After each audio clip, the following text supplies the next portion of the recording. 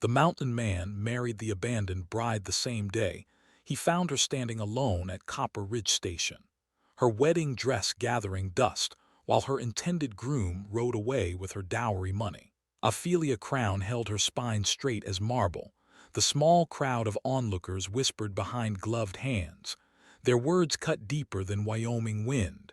Too fat, they said. Unsuitable. Not what he ordered. Harold Wickham had taken one look at her and declared the arrangement void. He pocketed her traveling money and spurred his horse toward the horizon. Left her with nothing but a trunk full of books and the taste of humiliation. The station platform felt endless under her feet. Every eye measured her worth and found her lacking. She clutched her carpetbag tighter, refused to let them see her tremble. That was when he stepped forward. Ezekiel Thornfield emerged from the trading post like something carved from the mountains themselves. Broad shoulders, weathered hands, beard the color of winter storms.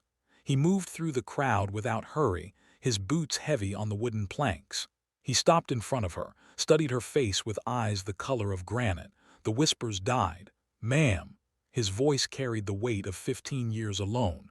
"If you'll have me, I'll marry you right here, right now." The words fell into silence thick as snowfall. Ophelia's breath caught. She searched his face for mockery and found none, only something that might have been loneliness recognizing itself. The crowd stirred. Someone laughed. Another voice called out that he must be joking. Mountain men didn't marry abandoned mail-order brides, especially not ones like her. But Zeke never looked away from her face. Ophelia had taught school for 6 years before answering that marriage advertisement. She knew how to read people. This man standing before her carried no cruelty in his expression, no pity either, just a strange sort of recognition. Her choices spread before her like winter paths. Return east in shame. Try to survive alone in hostile territory, or trust this stranger who offered salvation without condition. Yes. The word left her lips before fear could stop it. Zeke nodded once. Preacher Williams. The circuit preacher had been watching from the station house doorway. He stepped forward slowly, Bible clutched in uncertain hands. His face showed the bewilderment of a man asked to perform miracles on short notice. "You sure about this, Thornfield?" "Never been more sure of anything." Preacher Williams looked between them. Two strangers about to bind themselves in holy matrimony. No banns posted, no courtship, no sense to any of it. But Zeke was already reaching into his coat pocket. He pulled out a simple gold band, worn smooth by time. His mother's ring, carried for 15 years through mountain winters and summer storms. The ceremony lasted 5 minutes. Preacher Williams spoke the words quickly, as if speed might make the whole thing less strange. Ophelia's hands shook when Zeke slipped the ring onto her finger. It fit perfectly. When the preacher pronounced them man and wife, Zeke didn't kiss her, just nodded again and picked up her trunk as if it weighed nothing. The crowd began to disperse. The show was over. The abandoned bride had been claimed by the mountain man. Strange things happened in frontier towns, but this would be talked about for months. Ophelia followed her new husband toward 2 horses tied at the station rail. The larger one was clearly his. A sturdy bay mare waited beside it, already saddled. "Can you ride?" "Some." She had ridden in Philadelphia parks, nothing like what frontier life would demand. Zeke secured her trunk behind his saddle with practiced efficiency. His movements were economical, no wasted motion. A man accustomed to solving problems without fanfare. "It's a day's ride to the cabin." He handed her the bay's reins. "We'll take it slow." She gathered her skirts and mounted with more grace than he expected. Another surprise. This woman carried herself with dignity despite everything that had happened to her. They rode out of Copper Ridge Station as the sun reached its peak. Behind them, the small town settled back into its regular rhythm. Ahead lay mountain country that tested everyone who entered it. Neither spoke for the first hour. The silence stretched between them, filled with questions neither was ready to ask. What kind of man married a stranger out of impulse? What kind of woman accepted? The trail wound upward through pine forests that seemed to swallow sound. Ophelia's horse followed Zeke's without guidance, accustomed to this route. She began to understand that her new husband made this journey regularly, trading trips perhaps, or simple human contact with the world below. When they stopped beside a creek to water the horses, Zeke finally broke the quiet. "You'll want to know what you've gotten yourself into." Ophelia dismounted and smoothed her skirts. Her wedding dress was already showing signs of trail dust. Soon it would bear no resemblance to the pristine garment she had worn that morning. "I suppose I will. I live alone, have for 15 years. Cabin's clean but rough. No fancy things," she nodded. "I wasn't expecting fancy things. Winter's coming early this year, we'll be snowed in by November." "I see." He studied her face again, looking for fear maybe, or regret. Found neither. "Why did you do it?" The question escaped before she could stop it. Zeke crouched beside the creek and cupped water in his palms, drank slowly. When he straightened, his eyes held something she couldn't name. "Because you didn't beg." The answer settled between them like truth spoken aloud. She had faced humiliation with dignity intact, had refused to grovel or plead for mercy from people who showed her none. They remounted and continued upward. The afternoon light slanted through the trees, painting everything gold. Ophelia began to see beauty in this harsh country. It demanded strength but offered something Philadelphia never had: freedom. As evening approached, smoke began rising from a distant chimney. Home. Whatever that would mean now. The trunk of books proved heavier than expected. Zeke lifted it from his horse without complaint, but Ophelia caught the slight strain in his shoulders. Everything she owned weighed more than his entire worldly possessions. Inside the trunk lay volumes of Shakespeare, Whitman, teaching primers. Books that had sustained her through 6 years of instructing ungrateful children in Philadelphia. Now they seemed absurd in this wilderness setting. "You read much," Zeke set the trunk down carefully. "Every day." She ran her fingers along the worn leather spines. "Do you?" "Some, not well." The admission came without shame. Mountain living required different skills than book learning. She understood this already. The cabin stood solid against the tree line. Logs chinked tight with mud and moss. A stone chimney promised warmth through winter months. Simple, clean, built by hands that knew their trade. Ophelia stepped inside and breathed deeply. Pine smoke and leather. Coffee grounds and something that might have been lavender soap. A man's space but not uncivilized. One room served multiple purposes. Kitchen area near the stone hearth. A table hewn from single piece of oak. Shelves holding supplies and tools. In the far corner, a bed covered with wool blankets. One bed. The reality settled between them like morning frost. They were married strangers who knew nothing of each other's habits. Sleeping arrangements would need discussion. But not yet. Zeke busied himself building up the fire. Ophelia unpacked her trunk methodically. Each book found temporary space on his rough shelves. Her teaching supplies arranged themselves beside his hunting gear. 2 lives attempting merger. "You taught school?" Not a question. He had noticed the primers and slate. 6 years. Children mostly unwilling to learn. "Why stop?" The question touched something raw. Ophelia folded her extra dress with careful precision. The school board preferred younger teachers, less expensive ones. Zeke understood dismissal. He had tasted it himself, though for different reasons. Evening brought their first shared meal. Salt pork and beans. Coffee strong enough to wake the dead. She ate without complaint, though it bore no resemblance to Philadelphia fare. He watched her adapt. No sighing over lost luxuries. No tears for her abandoned life. Just quiet acceptance of circumstances beyond her control. After supper, she pulled out a volume of poetry, opened it to a marked passage, and began reading aloud. Her voice carried the rhythm of someone accustomed to making words come alive. Zeke listened from across the table. The verses spoke of loneliness and longing, things he understood better than most. "Your voice is good for that." "Thank you," she closed the book gently. "Would you like me to teach you, to read better, I mean?"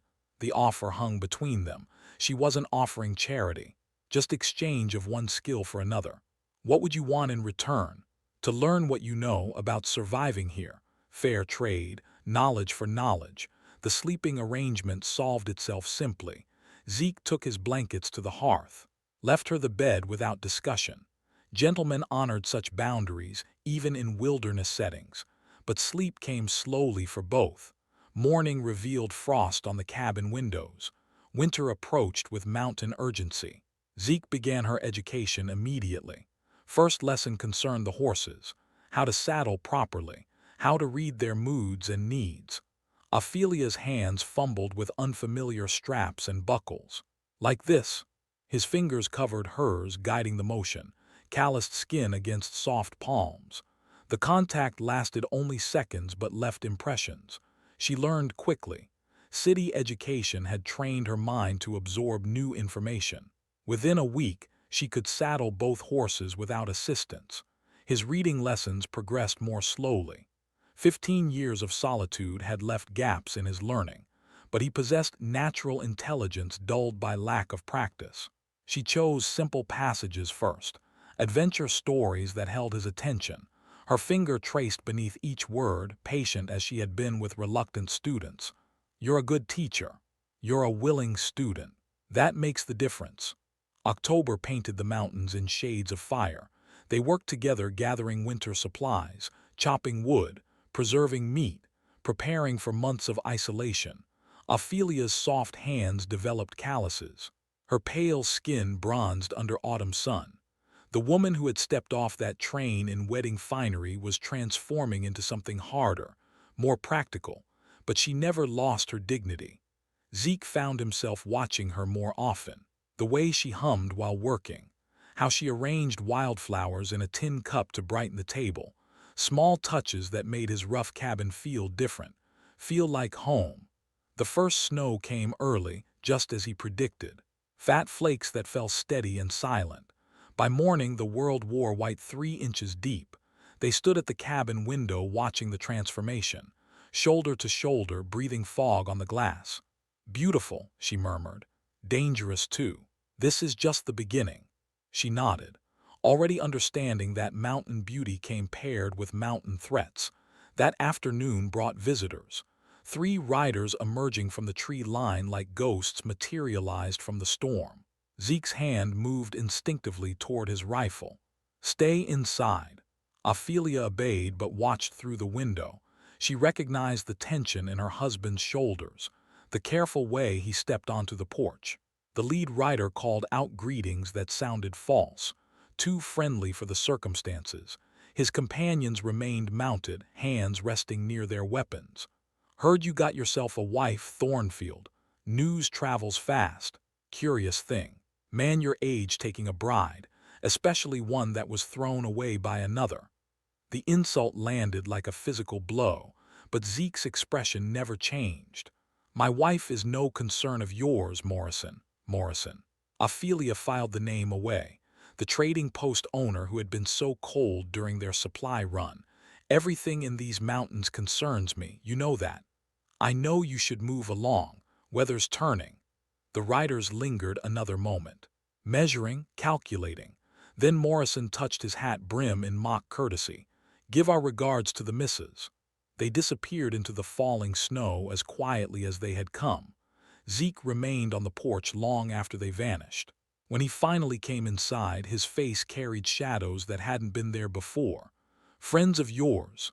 No, the word held finality, but also worry. That night, he checked the rifle twice before banking the fire, made sure the door was barred solid. Small actions that spoke of larger concerns. Ophelia pretended not to notice, but she understood that their peaceful isolation might not last. Something was coming with the winter, something that had nothing to do with weather. The cabin transformed under Ophelia's hands. What had been merely functional became something warmer. She stitched curtains from spare fabric, arranged his few books beside her many volumes, hung dried herbs from the rafters in neat bundles. Zeke watched the changes with wonder. 15 years of bachelor existence had dulled his sense of comfort. Now lamplight caught on small improvements everywhere. A cushion sewn from old blankets, wildflowers pressed between book pages and mounted on the walls. Home. The word carried new weight now. November snow fell heavier. The world outside shrank to what they could see from frost-covered windows. But inside, warmth grew between them daily. Their evening lessons continued by firelight. Ophelia guided his reading through adventure tales and poetry. Her patience never wavered when he stumbled over difficult passages. Try again. Sound it out. His large fingers traced beneath the words. Letters that had seemed foreign now began revealing their secrets. The satisfaction of understanding spread across his weathered features. In return, he taught her mountain survival, how to read weather in cloud formations, which plants could heal and which could kill, how to move silently through snow without leaving obvious tracks. She proved surprisingly adept with the rifle. Her teacher's steady hands adapted quickly to weapons training. By December, she could hit pine cones at 50 yards. "You're a natural. Good teachers make learning possible." The compliment carried deeper meaning. They had become teachers for each other, not just of skills but of hope. Winter nights stretched long and cold. They sat close by the fire, sharing warmth and stories. Ophelia spoke of her students in Philadelphia, children who challenged her patience but earned her affection. Zeke shared fragments of his past more carefully. Childhood on a Missouri farm, parents who valued hard work and simple faith, military service that started with pride and ended in disillusionment. But he never mentioned why he deserted. That shadow remained locked away. Christmas Eve brought the heaviest snowfall yet. Drifts piled against the cabin walls. Wind howled through the pines with voices that sounded almost human. Ophelia had fashioned simple gifts from available materials. A bookmark carved from pine and decorated with pressed flowers. New socks knitted from unraveled wool. Zeke's offering was more practical. A knife sheath crafted from leather sized for her hands. The tooling showed hours of careful work. For your protection, she understood. Beauty was fine, but survival mattered more. They shared a quiet meal by candlelight. Salt pork dressed with wild onions she had dried. Coffee sweetened with the last of her hoarded sugar. Simple fare that tasted rich in present company. Later, she read aloud from Dickens, a Christmas story about redemption and second chances. Her voice filled the cabin with words about lonely souls finding unexpected joy. Zeke listened from his chair beside the hearth. Firelight played across his features, softening the hard edges that weather and solitude had carved there. When she finished reading, silence settled between them, but not the empty quiet of strangers. Something deeper, more comfortable. "Why did you accept?" The question emerged from the crackling flames. "That day at the station. Why say yes to a man you didn't know?" Ophelia closed the book slowly. Her fingers traced the worn cover while she considered her answer. "Because you saw me, not what I wasn't, not what others expected, just me." The honesty hung between them heavy as smoke. "What did you see in return?" "A man who understood what it meant to be cast aside." The truth cut deeper than intended. Zeke's jaw tightened almost imperceptibly. She had touched something he kept hidden. "I wasn't cast aside. I chose this." "Did you?" The gentle challenge stopped his protests. Maybe choice and circumstance weren't so different. Maybe they had both been running from something when they found each other. New Year arrived without ceremony. Just another day of snow and wind and firelight. But something had shifted between them. The careful politeness of strangers was giving way to something more honest, more dangerous. Ophelia caught herself watching him work, the economy of his movements, the quiet competence that spoke of long self-reliance. When he smiled at something she read aloud, warmth spread through her chest. Zeke found reasons to sit closer during lessons. Their hands brushed when he helped with cooking. Her scent mixed with wood smoke and coffee, lavender soap and something uniquely her. Neither acknowledged the growing attraction. Both feared what admission might cost. January brought a brief thaw. Zeke decided they needed fresh meat before the next storm arrived. He prepared his hunting gear with practiced efficiency. "I'll be back before dark." Ophelia nodded from her seat by the fire. She had learned not to worry over his hunting trips. He knew these mountains better than most men knew their own property, but this time felt different. "Zeke." She rose and crossed to where he stood checking his rifle. "Be careful." Something in her voice made him look up. Real concern. Not just politeness. "Always am." She reached out without thinking.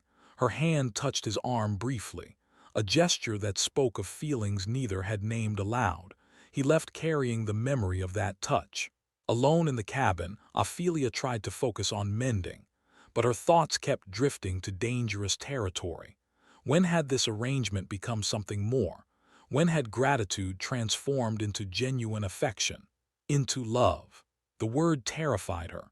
Love required vulnerability, trust, things that had been broken in both their pasts.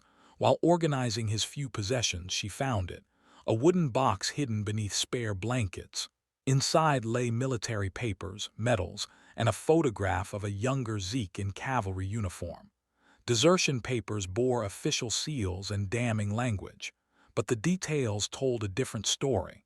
Refusal to follow orders, insubordination during an engagement with hostile forces. The final document revealed everything. Orders to participate in an attack on a peaceful native village. Families, children, innocents who posed no military threat.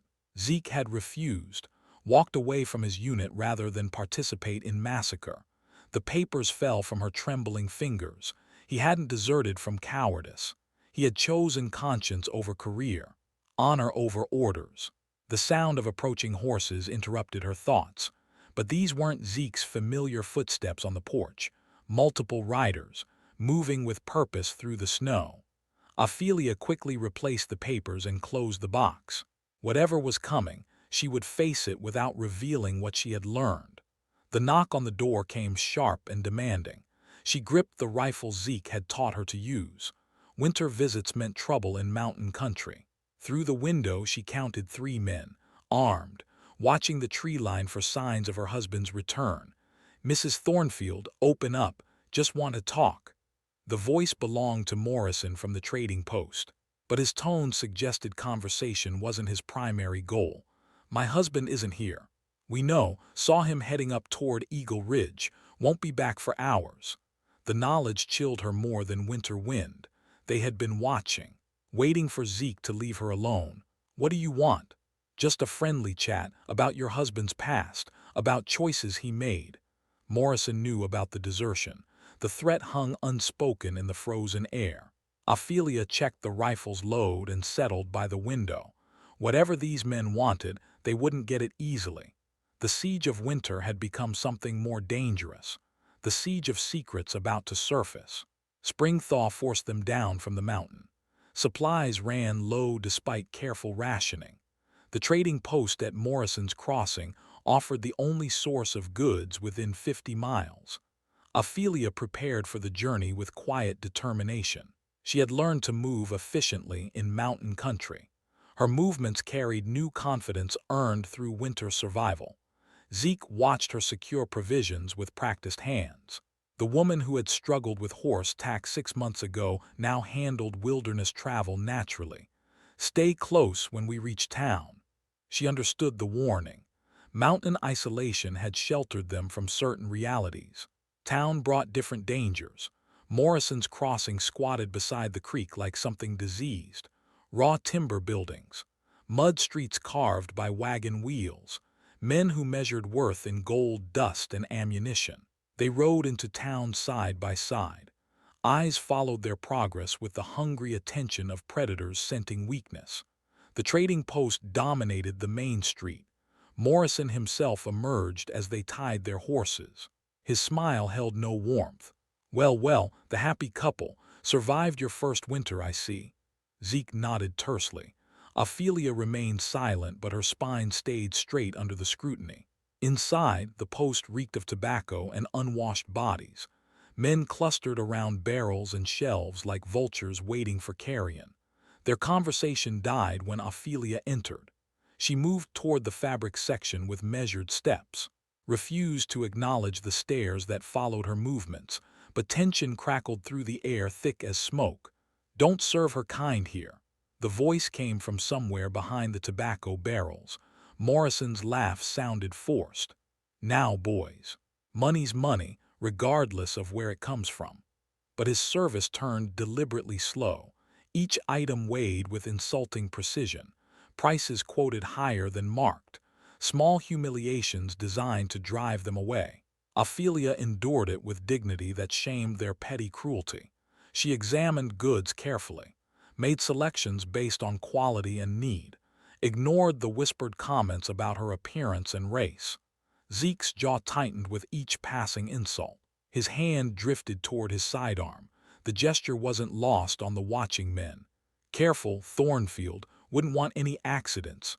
The threat came wrapped in false concern, but underlying menace was clear enough. That was when Morrison made his mistake. Funny thing about accidents, sometimes they reveal interesting information, like old military records, desertion papers, things that make a man's life complicated. The words hit Zeke like physical blows. His face went pale beneath the weathered tan. Ophelia stepped closer to her husband, a gesture of solidarity that spoke louder than words. "Is there a problem here?" Her voice carried the authority of 6 years teaching unruly children. Clear, steady, unafraid, Morrison's eyes narrowed. "No problem at all, missus. Just making conversation about your husband's interesting past." "My husband's past is his own concern."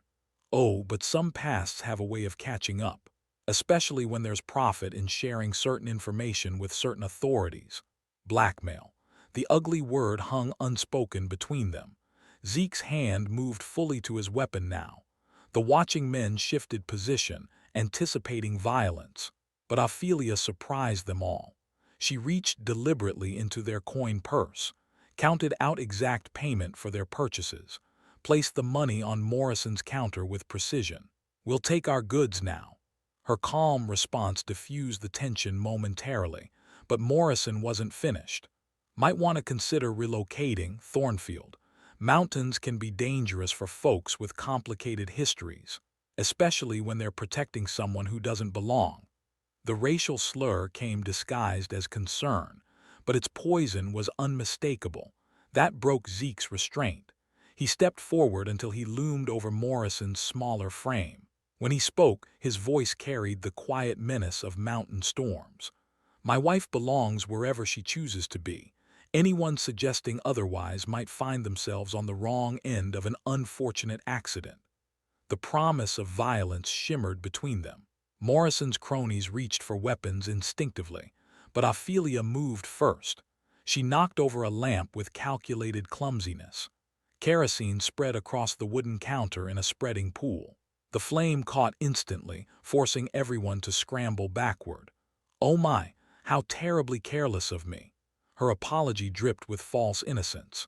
In the confusion of stamping out flames, she and Zeke gathered their purchases and moved toward the door. Morrison shouted curses through the smoke and chaos, but they were already mounting their horses. "This isn't finished, Thornfield." They rode out of town at a steady pace, neither hurrying nor dawdling, refusing to show fear despite the very real danger behind them. Once beyond sight of the settlement, Zeke finally spoke. "You knew about the desertion." Not a question, a statement heavy with resignation. "I found the papers while you were hunting. Read them all." He waited for condemnation, judgment, the disgust that military authorities had shown. Instead, she guided her horse closer to his. "You chose honor over orders, conscience over career. I'm proud to be married to such a man." The words hit him harder than Morrison's threats. 15 years of shame began cracking under the weight of her acceptance. "They'll use it against us. Morrison has connections. Federal marshals who ask questions first and investigate later. Then we'll face whatever comes, together." The simple declaration carried more weight than elaborate vows. They had moved beyond marriage of convenience into something deeper, something worth defending. The ride home passed in comfortable silence. Both understood that their peaceful mountain existence was ending. Forces beyond their control were gathering, but they also understood something else. They were no longer two separate people bound by circumstance. They had become partners in truth, allies against whatever storm was coming. The cabin appeared through the pine trees like sanctuary, but sanctuaries could become fortresses when necessary. That evening, Zeke cleaned his weapons with unusual care. Ophelia inventoried their ammunition and supplies. Neither spoke of specific preparations, but both knew. The war for their future had begun in Morrison's trading post. It would be decided in the mountains that had become their home. Outside, wind through the pines sounded ominous. No longer the peaceful whisper of isolation. Now it carried warnings of approaching danger. Morrison would make good on his threats. The only question was when, and whether they would be ready. Zeke checked the rifle one more time. Ophelia banked the fire against the cold night ahead. Tomorrow would bring new challenges, but tonight they had each other. It would have to be enough. They came at dawn when mist still clung to the valley floor. Harold Wickham rode at the head of 6 armed men, his face twisted with the bitter satisfaction of long-planned revenge. Zeke had been checking the horses in the small corral behind the cabin.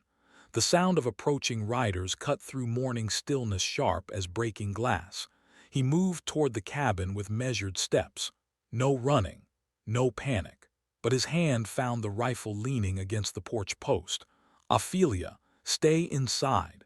She appeared in the doorway, her own weapon ready. Winter had taught her to respond to danger without hesitation. "Ezekiel Thornfield," Wickham's voice carried across the clearing, "we need to have a conversation." "About what?" "About this land you're squatting on, about your interesting military history, about choices that need to be made." The riders spread out in a loose semicircle, professional positioning that spoke of careful planning. These weren't random drifters looking for easy money. "What do you want, Wickham?" "Simple transaction. You sign over your mining claims, and I forget what I know about your desertion. Refuse, and a federal marshal gets some very interesting paperwork." Zeke stepped off the porch into the morning light. His rifle remained casual in his grip but ready. "And if I refuse?" Wickham smiled without warmth. "Then your pretty wife becomes a widow, and a federal fugitive's widow at that. Hard life for a woman alone in these mountains." The threat hung in the cold air between them, but Zeke had faced worse odds during his cavalry days. "My answer is no." "I hoped you'd say that." Wickham raised his hand. His men began moving closer. That was when everything went wrong for them. 2 of Wickham's hired guns suddenly turned their weapons on their companions. The betrayal happened so quickly that the remaining men barely had time to register surprise. "Drop your weapons." The command came from one of the turncoats. Now, confusion rippled through Wickham's remaining men. They found themselves outflanked by their own allies. "What is this?" Wickham's voice cracked with rage and bewilderment.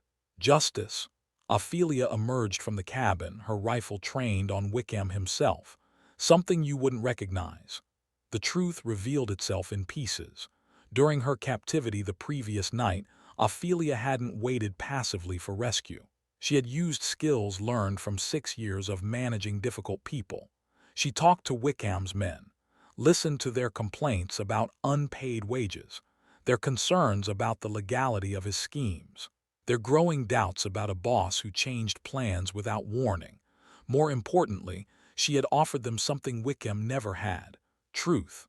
"I know what kind of man Harold Wickham really is." Her voice carried the authority of someone accustomed to commanding attention. "I've been documenting his business practices for months, writing articles for Eastern newspapers about frontier corruption." The revelation struck Wickham harder than any physical blow. His face went pale beneath the morning stubble. "You're lying." "Am I?" "Tell them about the forged land deeds, Harold. The mining claims you stole from legitimate owners. The families you cheated out of their life savings." She had done more than survive her kidnapping. She had gathered evidence, built cases, prepared prosecutions. "I sent detailed reports to territorial authorities weeks ago. A federal marshal is already investigating your operations." Wickham's remaining loyal men began looking uncertain. The promise of easy money lost its appeal when federal charges entered the picture. But Wickham himself wasn't finished. "Even if that's true, your husband is still a deserter." Still a wanted man. Actually, he isn't. The new voice came from the tree line. A man emerged on horseback, wearing the silver star of a federal marshal. Behind him rode 3 deputies. Marshal Thomas Garrett had been tracking Wickham's operation for months. Ophelia's reports had provided the evidence he needed to move against the criminal network. Harold Wickham, you're under arrest for land fraud, theft, and conspiracy. But Wickham's attention remained fixed on Zeke. What about him? What about the desertion charges? Marshal Garrett consulted a document from his saddlebags. Ezekiel Thornfield received a presidential pardon last month. His refusal to participate in the Sand Creek massacre has been recognized as an act of conscience, not cowardice. The words hit like thunder in the quiet clearing. 15 years of shame and hiding dissolved in a single official pronouncement. Ophelia's journalism had reached more than territorial authorities. Her articles about frontier justice and military conscience had found their way to Washington, to people who understood the difference between desertion and moral courage. Wickham's face twisted with frustrated rage, his careful plans crumbling around him. This isn't over. Yes, it is. Zeke's quiet words carried absolute finality. He stepped forward until he towered over the smaller man. You took my wife's money, humiliated her publicly, threatened our home and our lives. He paused, letting the weight of those crimes settle. But she turned your own men against you, brought federal justice to your door, proved herself stronger than your worst intentions. Pride filled his voice when he spoke of Ophelia's courage. She had faced danger not with helpless terror but with intelligence and determination. You're finished, Wickham. Not because I defeated you, because she did. The arrests proceeded with quiet efficiency. Wickham's men surrendered without resistance. The evidence Ophelia had gathered would ensure lengthy prison sentences. As the marshal's party prepared to leave with their prisoners, Garrett approached Zeke privately. Your wife's reports were instrumental in breaking this case. She's got a good eye for corruption and the courage to expose it. She's got courage for everything. The simple statement carried months of growing admiration and love. After the riders disappeared down the mountain trail, silence returned to the clearing. But it felt different now. Not the isolation of exile, but the peace of sanctuary earned and defended. Zeke and Ophelia stood together on their porch, watching morning mist burn off the valley floor. How long have you been writing those reports? Since our first trip to the trading post. I knew Morrison and Wickham were connected. Just needed to prove it. And the presidential pardon. I wrote directly to Washington, explained what really happened at Sand Creek, why you chose conscience over orders. She had fought for his honor while he struggled with shame, restored his good name while he hid from his past. Why didn't you tell me? Ophelia turned to face him fully. Her eyes held the depth of feeling she had kept hidden for months. Because you needed to learn to forgive yourself first. The pardon was just paper. Your worth was never in question. The words broke through the last barriers between them. 15 years of loneliness and self-doubt cracked open under the warmth of complete acceptance. When he kissed her, it tasted of morning coffee and new beginnings. Their marriage had survived its first real test, not just the external threats but the internal fears that kept them apart. They were partners now in truth, allies in love, ready to face whatever future the mountains might bring. The trial lasted 3 days in the territorial courthouse. Ophelia's testimony proved damning to Wickham's defense. Her careful documentation of his crimes left no room for legal maneuvering. Judge Harrison sentenced Wickham to 15 years hard labor. His accomplices received lesser terms in exchange for cooperation. Justice moved swiftly in frontier courts when evidence was clear. Zeke watched his wife deliver her final statement with quiet pride. The woman who had been abandoned as unsuitable now commanded the respect of federal judges and territorial officials. Outside the courthouse, Marshal Garrett approached them with official papers. Presidential commendation for civilian service, rare honor for frontier journalism. Ophelia accepted the document with steady hands. Recognition felt strange after months of working in secrecy. What happens now? You've made powerful friends in Washington. Your writing opened eyes about corruption in territorial administration. There's talk of reform, new oversight. The Marshal paused, studying them both. Course, that kind of influence comes with opportunities, government positions, Eastern newspaper jobs, comfortable life away from all this. The offer hung between them like morning mist. Return to civilization. Leave the mountains and their harsh beauty behind. Zeke remained silent. The choice belonged to Ophelia. She had earned the right to claim any future she desired. Thank you for the opportunity. But our home is in the mountains. Relief flooded through him. Home, she had called it home. The journey back took 2 days through spring-warmed valleys. Wildflowers painted the meadows in shades of hope. Everything felt different now, cleaner, free from the shadows that had haunted their early months. At the cabin, Ophelia began making changes immediately. She cleared space for a larger garden, sketched plans for additional rooms. Their temporary arrangement was becoming permanent in every way. Expecting company, maybe. Her smile held secrets. I've been corresponding with the Territorial Education Board about establishing a school. The idea took shape as she explained. Families scattered throughout the mountain valleys needed education for their children. Native tribes seeking integration with changing times. Mixed-race families caught between two worlds. Right here, close enough. The old mining camp at Willow Creek, empty buildings, good water, central location. She had been planning this for weeks, using her connections with territorial officials to secure funding and supplies. What about teachers? I'll start alone, but there are others, women seeking purpose beyond marriage, men with education but not opportunities. Zeke understood. She was building something larger than a school, a community, a place where outcasts and misfits could find belonging, like they had found each other. Summer brought the first families. Word spread through mountain communities about the teacher who welcomed everyone. Native children sat beside white settlers' sons. Mixed-race girls learned mathematics alongside recent immigrants' daughters. The school opened in September with 23 students. Ophelia taught reading and arithmetic in the morning. Zeke offered practical skills in the afternoon: hunting, tracking, wilderness survival. Their cabin became a way station for traveling families. Teachers and supplies heading to remote settlements. Government officials inspecting territorial progress. The isolation that had once protected them transformed into connection. October brought a letter with Eastern postmarks. Ophelia recognized the publisher's seal immediately. Harper's Monthly wants to serialize your articles, book publication to follow. She read the offer twice before the words fully registered. Her writing would reach audiences across the nation.